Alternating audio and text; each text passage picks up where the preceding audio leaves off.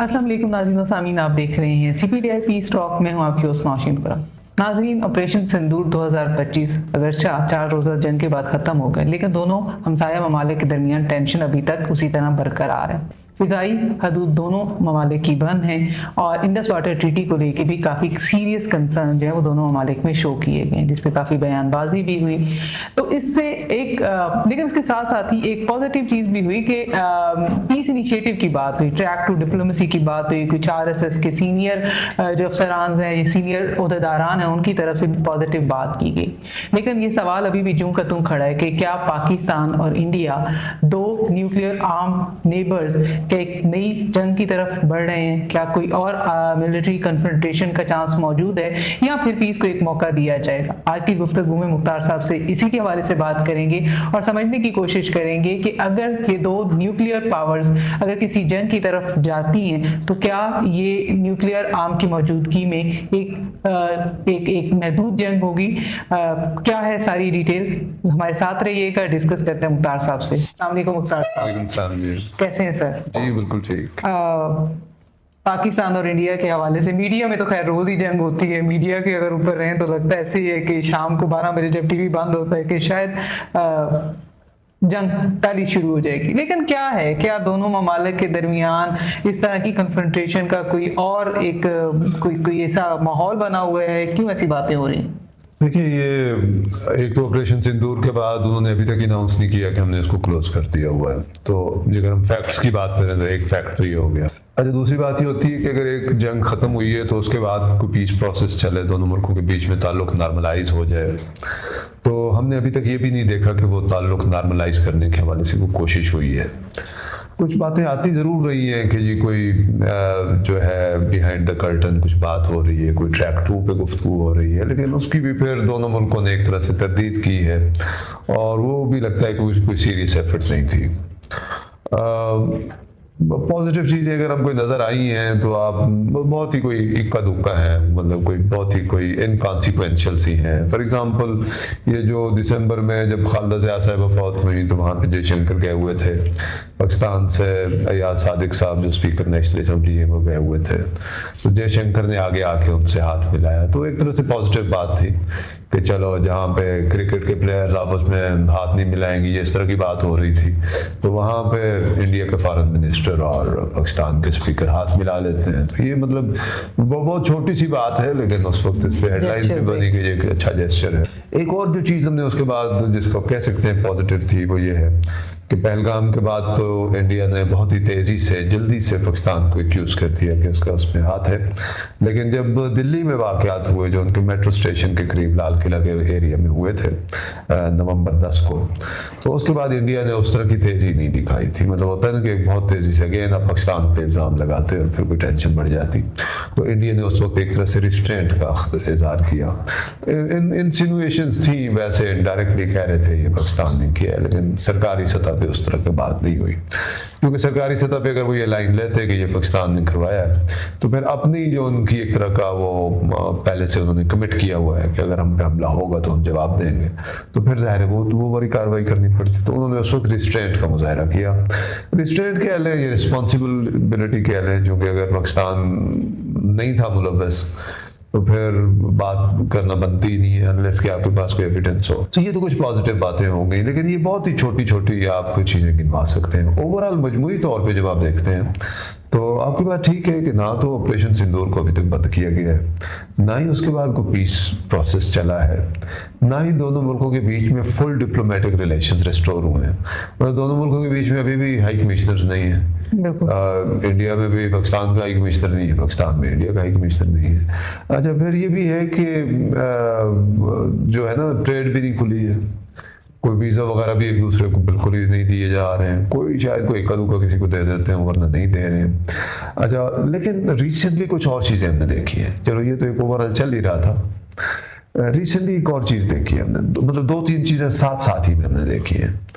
वो एक तो ये खबरें आना शुरू हुई कि जी इन्हीं दिनों में पिछले 1-2 हफ्तों में आप देखें कि जी पाकिस्तान ने जी जो बैरिकेड्स थे ना इंडियन हाई कमीशन के सामने से वो हटा लिए, और जवाब में जी इंडिया ने भी पाकिस्तान के हाई कमीशन के सामने जो बैरिकेड या कोई सिक्योरिटी के लिए कुछ अरेंजमेंट किए हुए थे वो हटा दिए। अच्छा, इस पे इंडियन मीडिया में खास तौर पे काफ़ी गुफ्तगू हुई, पाकिस्तानी मीडिया में कोई खास बात नहीं हुई। अच्छा, अब ये कोई समझ में आने वाली बात नहीं है कि ये इतना बड़ा इशू कैसे बन गया, क्योंकि पाकिस्तान में तो जो इंडियन हाई कमीशन है ना वो डिप्लोमेटिक एनक्लेव के अंदर है, और डिप्लोमेटिक एनक्लेव तो चारों तरफ से सिक्योर है, उसमें तो सारे मुल्कों की एम्बेसीज हैं, तो उधर तो कोई पब्लिक मूवमेंट होती ही नहीं है। तो अगर इधर इंडियन एम्बेसी के सामने से बैरिकेड्स हटाए भी गए हैं तो उसका तो कोई सिक्योरिटी की एप्लीकेशन थी नहीं। ये तो उस जमाने में लगाए हुए थे जब ओपन था रास्ता, लेकिन उसके जवाब में बैर पाकिस्तानी हाई कमीशन के सामने से वो हटा दिए गए। तो आप एक तरह से कह सकते हैं कि एक इशू बना, ज़्यादा एस्केलेट नहीं हुआ, लेकिन इंडियन मीडिया में इसकी बड़ी बात हुई, जो खासतौर पे जो गोदी मीडिया है जो इस तरह की इशू चीज़ों को उठाता है और बजाय इसके कि वो उसको सही पर्सपेक्टिव में पेश करे तो वो एक वॉर मॉन्गरिंग करता है कि जी देखें उन्होंने ये किया तो हमने ये जवाब दिया, तो देखें ये तो फिर मोदी साहब की हुकूमत है, तो इधर तो जो है हम वो जो है घुस के मारते हैं, इस तरह की गुफ्तगू शुरू हो गई। अच्छा, तो एक ये हुआ है।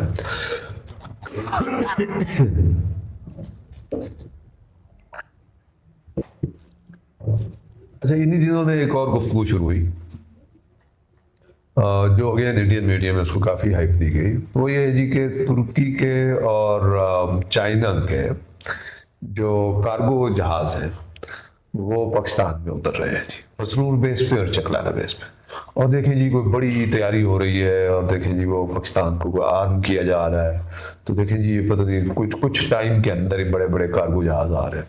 कोई आए होंगे कार्गो जहाज, पता नहीं कितने आए हैं, मतलब उन्होंने ऐसे तासुर दिया जैसे कोई एयर कॉरिडोर बन गया है स्पेशल इसके लिए ना, जहाज पे जहाज उतर रहे हैं, कोई चंद जहाज आए होंगे और वो जहाज आते जाते रहते हैं, लेकिन इसको बड़ी हाइप दी गई अगेन गोदी मीडिया में, इंडियन मीडिया में।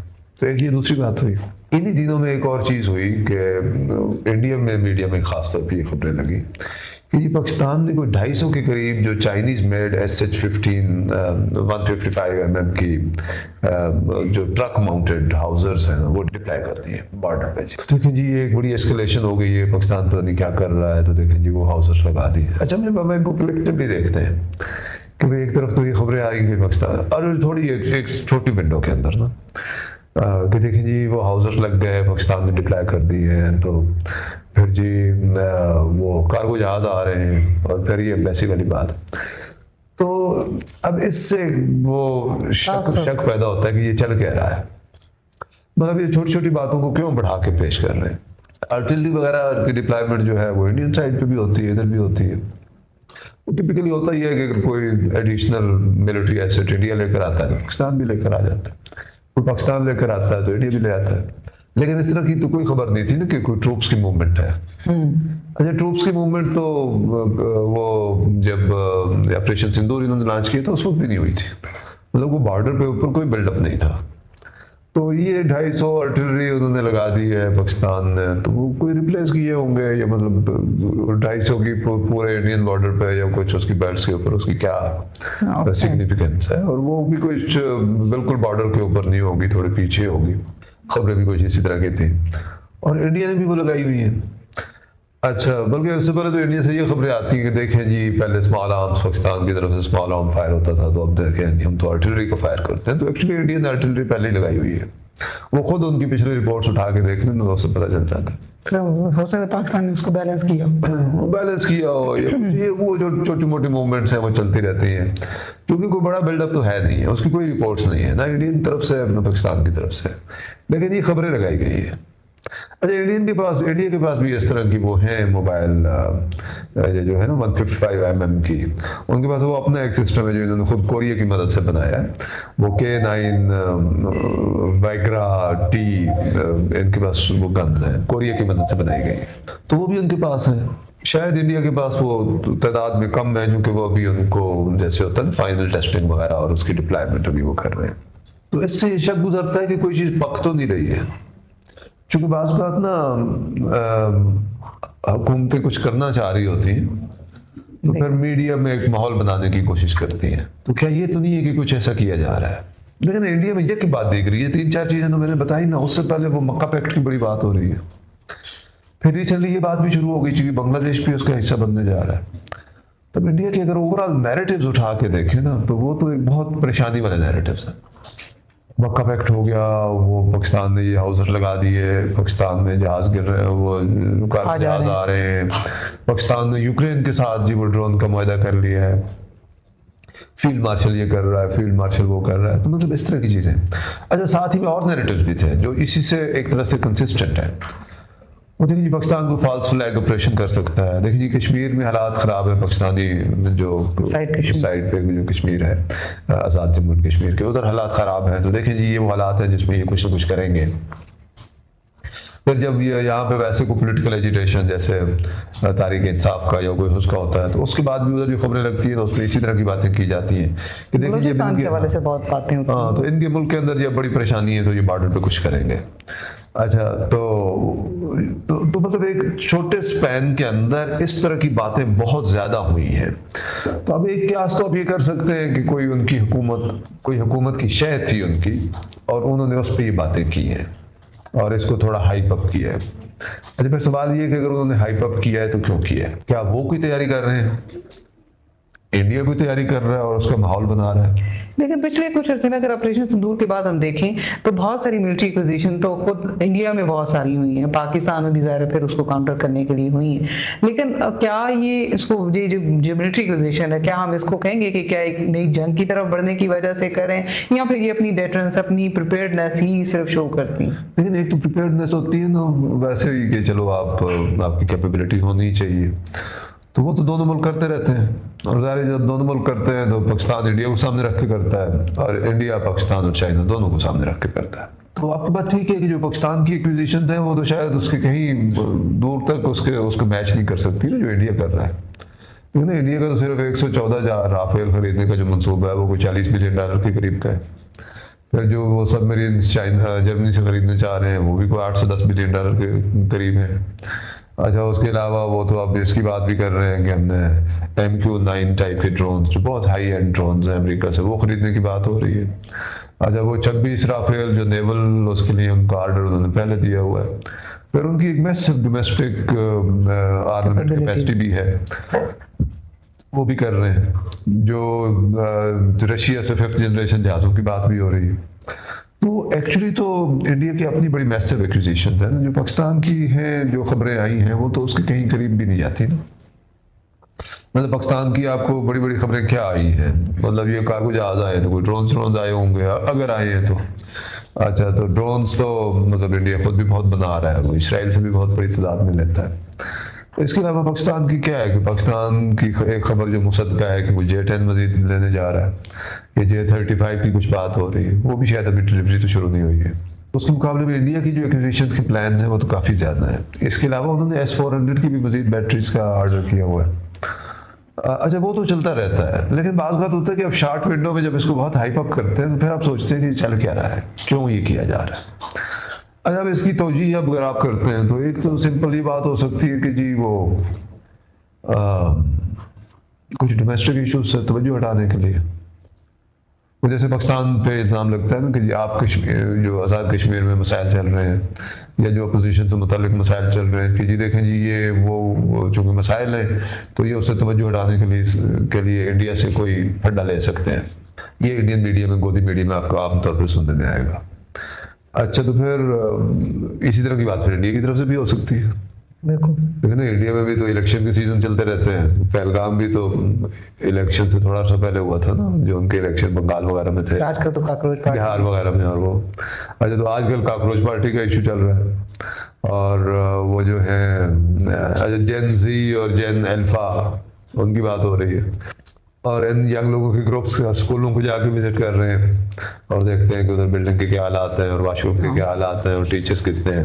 और वहाँ से जो खबरें आई हैं कि स्कूलों में लाखों की तादाद में टीचर्स नहीं है। तो अब क्या मोदी हुकूमत काफ़ी डिफेंसिव पे भी है, तो क्या उससे तवज्जो उठाने के लिए हो रहा है? अच्छा, तो या तो यही हो सकता है कि कोई, ताकि रियल इशूज़ की बात ना हो और आप तवज्जो को रुख पाकिस्तान की तरफ रखें, या ये भी हो सकता है कि कोई चीज़ें पक रही हों एक्चुअली में। अच्छा, कई दफ़ा ये होता है कि मुल्क ये सोचते हैं कि दूसरे मुल्क की कैपेबिलिटी कहीं बहुत तेज़ी से अगर बढ़ रही है तो हम उससे पहले कुछ करने की कोशिश करें। अच्छा, कई दफ़ा ऐसे होता है कि जब किसी एक मुल्क की कैपेबिलिटी ज़्यादा हो रही होती है ना, और दूसरे को ये लगता है कि ये बैलेंस शिफ्ट बदल रहा है, तो वो फिर ये सोचते हैं कि इससे पहले कि दूसरा मुल्क को एक बहुत बड़ा एडवांटेज मिल जाए, हम उससे पहले इसको क्लोज डाउन करें, इसको जो है एस्केलेट करके तो कुछ हम एडवांटेज ले लें। तो लेकिन ऐसी तो कोई बात मुझे नज़र नहीं आती है। तो मुझे लगता है कि ये तवज्जो हटाने की कोशिश है इंडिया की तरफ से, या चूंकि मोदी की जो ओवरऑल पॉपुलैरिटी वहाँ पे चूंकि मुतासर हुई है, डिफेंसिव है, तो शायद कोई और एडवेंचर करके तो वो रिक्लेम करने की कोशिश करेंगे, तवज्जो हट जाए। अच्छा, पाकिस्तान में अच्छा होता है ना कि कोई भी हुकूमत ऐसे सोच सकती है, लेकिन पाकिस्तान में मुझे लगता है कि कोई ऐसी वजह है नहीं है। क्योंकि पाकिस्तान में तो 2-3 वजूहत की वजह से, तो एक तो इकॉनमी जो है, लेकिन बड़ा जोर लगा के हुकूमत कोशिश कर रही है कि इकॉनमी को स्टेबल करे। तो मुझे नहीं लगता कि पाकिस्तान की हुकूमत का कोई इंसेंटिव है कि वो इस स्टेज पे कोई एडवेंचर करे, क्योंकि पाकिस्तान की तरफ से इस तरह के एडवेंचर करने की सूरत में, या भले इंडिया की तरफ से भी हो, तो बड़ा रिस्क होगा कि पाकिस्तान की इकॉनमी डिट्रैक हो जाए, बड़ी मुश्किल से स्टेबलाइज की है। तो पाकिस्तान का ये इंसेंटिव नहीं है कि इस स्टेज के ऊपर पाकिस्तान को एडवेंचर करे। दूसरी बात ये कि पाकिस्तान तो वेस्ट एशिया में काफ़ी एंगेज्ड है। इस स्टेज में तो पाकिस्तान को चाहिए कि पूरी तवज्जो उसी तरफ दे, और आप लॉजिकली सोचें तो ऐसे ही होगा। कोई मुल्क भी ये नहीं चाहता कि भाई एक तरफ वो वेस्ट एशिया में इस तरह से एंगेज्ड है, सऊदी अरब, तुर्की, ईरान के हवाले से, वो भले पीस एफर्ट्स हों या भले एक डिफेंस पैक्ट का हिस्सा बनना हो, और फिर अफगानिस्तान के साथ भी हमारे एक मसाइल हैं, मुल्क के अंदर भी एक सिचुएशन है। तो इस स्टेज पे कोई लॉजिकल रीज़न समझ में नहीं आती कि कोई पाकिस्तान इस तरह का एडवेंचर करेगा। अगरचे इंडिया में जो गोदी मीडिया है वो यही तासुर देता है कि पाकिस्तान ये करेगा। पाकिस्तान तो जिस तरह से अपने इंटरनल मसाइल में है, ये इकोनॉमी के इश्यूज पे है, उसमें तो कोई वजह समझ में नहीं आती है कि हुकूमत ये करे। बिल्कुल। अच्छा, लेकिन मुमताज़ साहब, जब मीडिया के अंदर ये नैरेटिव्स बनते हैं, और हम देखा कि गोदी मीडिया में तो बहुत ज़्यादा ही इसको, इन नैरेटिव्स को बेचा जाता है, तो फिर गवर्नमेंट पे कितना प्रेशर होता है, या फिर जो आवाम की राय आमा है वो मुतासर होती है ज़रा, फिर एक पूरे का पूरे एक माहौल बनता है। तो कितना रोल होता है मीडिया का, या तो पीस की तरफ जाने में या जंग की तरफ जाने में? देखिए, बड़ा रोल होता है। देखिए, हुकूमत मिसाल के तौर पे कोई एक बयान दे दे और मीडिया उसको बार बार रिपीट करना शुरू कर दे, देखिए आपने तो ये कहा था, तो अब आप ये नहीं कर रहे हैं, तो वो एक कमिटमेंट ट्रैप सा बन जाता है। तो ये जो मीडिया है ना, मीडिया एक पॉजिटिव रोल भी अदा कर सकता होता है, एक जिंगुइस्टिक रोल भी अदा कर सकता होता है। अब देखना, पहलगाम वाले वाक़े के फौरन बाद एक बड़ा जिंगुइस्टिक गोदी मीडिया का रोल था, और वो जिस वक्त उसके बाद जब पहलगाम वाला वाक़या हो गया, तो उस वक्त आप अगर इंडियन मीडिया को फॉलो कर रहे हो, तो वो जो उसके बाद तो कोई ऑप्शन रह नहीं गया था। वो तो वो मुसलसल चला रहे थे, मोदी ने ये कहा है हम घुसकर मारेंगे, हम ये करेंगे, वो करेंगे। अब मोदी ने कह दिया हम घुसकर मारेंगे, और मीडिया में नैरेटिव चल गया कि ये तो पाकिस्तान नहीं किया है, तो ऐसे उसको फैक्ट के तौर पे पेश कर रहे थे ना कि अब इसमें तो मजीद एविडेंस की जरूरत ही नहीं है, इंक्वायरी की जरूरत भी नहीं है।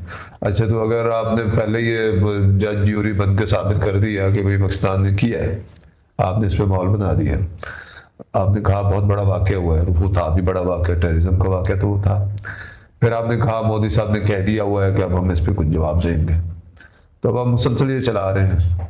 तो मोदी किसी स्टेज पे कहता भी मैं इससे पीछे हटना चाहता हूँ, तो कैसे हटता, पूरा माहौल ही बन चुका हुआ है। तो इस वजह से मीडिया बाज़ का ऐसा माहौल बना देता है कि जिसमें बाज़ का लीडर्स, वो होता है ना कि वक्ती तौर पे बयान दे दिया, फिर आप ऐसा ऐसा पीछे हटना चाहते हैं, तो वो फिर बाज़ का लीडर्स पीछे हट नहीं सकते। और कुछ खबरें हैं कि शायद मिलिट्री लीडरशिप ने मोदी को ये एडवाइस किया था कि ये ना किया जाए। अच्छा, तो लेकिन उस वक्त फिर वो एक कमिटमेंट ट्रैप में आ चुके थे, फिर पीछे नहीं हट सकते थे, तो फिर उन्होंने वो किया। अच्छा, जब कर लिया तो फिर उसके बाद नैरेटिव्स बनाने की कोशिश की। पाकिस्तान का भी एक नैरेटिव था, एक इंडिया का नैरेटिव भी था।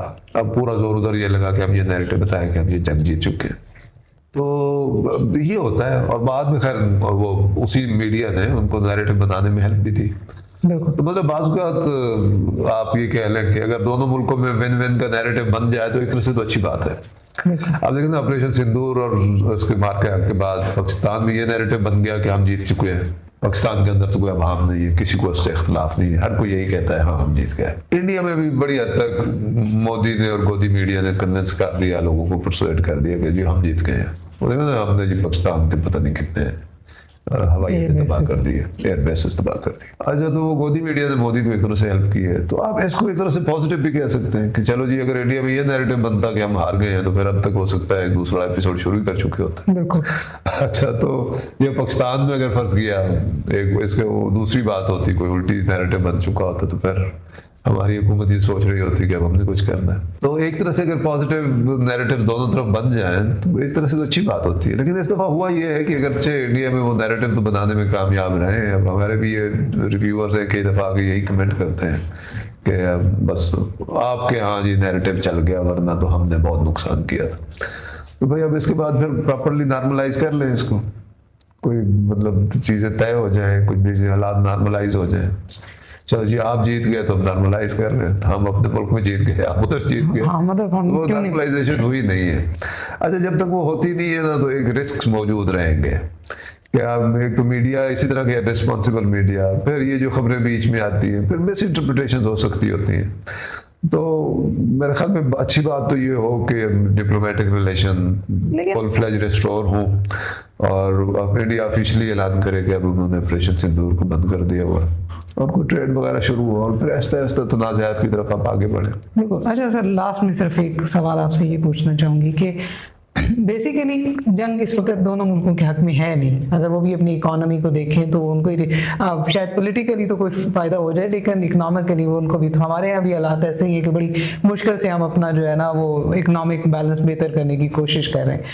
लेकिन क्या ऐसे डोर हैं मौजूद, मतलब हमें लगता है कि दोनों तरफ से बिल्कुल एक क्लोज है, कोई कहीं बिहाइंड द कर्टन भी कोई डिस्कशन नहीं चल रही, या अगर चल रही है तो मीडिया में कहीं पे नहीं है। कैसे शुरू होगा, कौन से ऐसी पावर्स हैं जो वाकई एक सर्टन रोल प्ले कर सकती हैं दोनों को टेबल पे लाने में?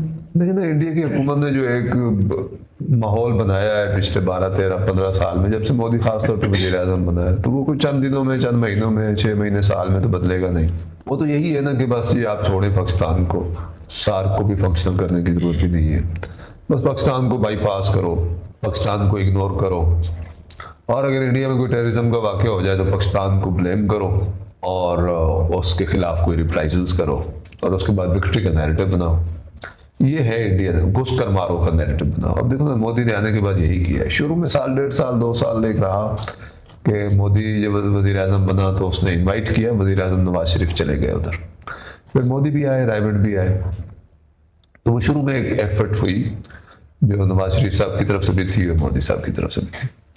अच्छा, उसके बाद से तो मुसलसल ये नैरेटिव है ना कि हम घुस के मारेंगे, अगर कोई वाक़या होगा तो हम एज्यूम करेंगे, हम कहेंगे कि पाकिस्तान ने किया है और हमने आपसे बात भी नहीं करनी है और हम आपकी केयर भी नहीं करते हैं, इग्नोर करेंगे अदरवाइज, क्योंकि आपकी कोई हैसियत ही नहीं है। इंडिया में ये नैरेटिव्स बनाए गए, आपकी क्या हैसियत है जी, आप तो इकोनॉमिकली मतलब बहुत बुरे हालात में हैं, आपके इंटरनल प्रॉब्लम्स हैं, वी डोंट केयर। तो सार्क को ख़त्म करो, ट्रेड कॉरिडोर्स भी नहीं चाहिए, वो समुंदर के रास्ते से यूएई से कर लो, IMEC हो या I2U2 हो या लो ईस्ट पॉलिसी है, उधर को कॉरिडोर बना लो, तो पाकिस्तान को बीच में से पास कर दो। अच्छा, ये कोशिश की है और पाकिस्तान को आइसोलेट करो दुनिया की वर्ल्ड स्टेज के ऊपर, हर बात पे कहो ये टेररिस्ट मुल्क है, टेररिस्ट मुल्क है, इस्लामिक एक्सट्रीमिस्ट है। वो फील्ड मार्शल के हवाले से भी कहते हैं वो रेडिकल इस्लामिस्ट है, हालांकि वो फील्ड मार्शल साहब वो मतलब हाफिज कुरान जरूर है, लेकिन वो रेडिकल इस्लामिस्ट तो कोई अभी तक बात समझ में नहीं आई है। मतलब वो तो ज़ियाउल हक साहब थे जिन्होंने सलात कमेटियाँ बना दी थी और हदूद ऑर्डिनेंस बनवाए, और वो तो अभी तो इधर हमें कोई समझ नहीं आई कि फील्ड मार्शल साहब ने हुकूमत से कहा होगा फलाना इस्लामी कानून बना दे। इधर तो रिलीजियस जो एक्सट्रीमिस्ट ग्रुप्स हैं उनके पे क्रैक डाउन है, जो अच्छी बात है, जो एक तरह से अच्छी बात है। तो मतलब इंडिया में लेकिन उनको रेडिकल इस्लामिस्ट कहा जाता है। मतलब फील्ड मार्शल पे या इधर हाइब्रिड सिस्टम पे और तनकीद बनती है, आप 1000 तनकीद और कर सकते हैं कि पाकिस्तान में जो जमहूरी निज़ाम है उसके क्या हालात हैं, हाइब्रिड सिस्टम ठीक चल रहा है, नहीं चल रहा है, इसी तरह होना चाहिए या इसको इम्प्रूव होना चाहिए, या फ्रीडम्स की क्या सूरत हाल है। तो अपोजिशन के साथ रवैया की ये बातें तो हो सकती हैं, लेकिन ये कहना कि फील्ड मार्शल कोई इस्लामिस्ट, रेडिकल इस्लामिस्ट है, वो तो नहीं है, किसी तरह से भी हम वो नहीं देख रहे हैं। अच्छा, वो तो अमेरिका के साथ अच्छा ताल्लुक उन्होंने एस्टेब्लिश किया है, उन्होंने तो ईरान के साथ भी एक अच्छा ताल्लुक एस्टेब्लिश किया है, तो मतलब सऊदी के साथ भी है। तो वो एक उसमें एक बड़ी मॉडरेशन हम देख रहे हैं, मतलब एक बड़ी प्रेगमेटिक और मॉडरेट पॉलिसी है। तो लेकिन इंडियन मीडिया में उसको इस तरह से प्रेजेंट किया जाता है, वो जाहिर है कि खास तरह का वो माहौल बनाना चाहते होते हैं। बिल्कुल। अब उम्मीद तो यही करनी चाहिए कि इससे पीछे हटें और हम बेसिकली अमन की बात शुरू करें और ऑफिशियल इनिशिएटिव्स आए। बिल्कुल। बहुत शुक्रिया, बहुत शुक्रिया मुख्तार साहब। और नाजरीन, ये जब तक ऑफिशियली अनाउंस नहीं हो जाता कि ऑपरेशन सिंदूर ख़त्म हो चुका है, जब तक अनरिजॉल्व इश्यूज के ऊपर बात शुरू नहीं होती, ये ख़तरा बहरहाल मंडलाता रहेगा कि शायद कोई जंग या कोई ऐसा एडवेंचर हो। बट उम्मीद यही रखनी चाहिए कि डिप्लोमेटिकली ही इन इश्यूज़ को रिजॉल्व किया जाए, क्योंकि वही वाहिद हल है। जितनी मर्जी जंगें लड़ चुके हैं और माजी में हम देख भी चुके हैं कि जितनी जंगें हमने की हैं अल्टीमेटली टेंशन में इजाफा ही हुआ है। अब वो चाहे इंडस वाटर ट्रीटी का मसला हो या कश्मीर का मसला हो, ये तभी रिजॉल्व होंगे जब दोनों ममालिक के दरमियान कोई एक जॉइंट फ्रेमवर्क फाइनल हो जाएगा। लेट्स सी कि हमारे लीडरान कितनी बर्दबारी का या कितनी वाइजली डिसाइड करते हैं। हमारे साथ जुड़े रहिए, अपनी राय का इज़हार हमारे कमेंट में करते रहा करें, लाइक करें, सब्सक्राइब और शेयर करें। फिर मुलाकात होगी, तब तक के लिए अल्लाह हाफ़िज़।